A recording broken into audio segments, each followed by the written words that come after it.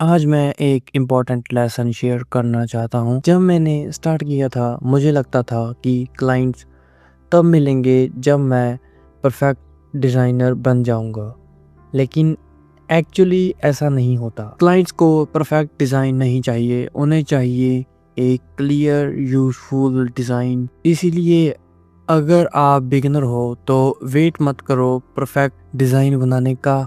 आप अपना work share करना शुरू करो क्लाइंट्स के साथ, अपने दोस्तों के साथ, अपने रिलेटिव्स को, एंड उससे आपको एक क्लाइंट मिल ही जाएगा।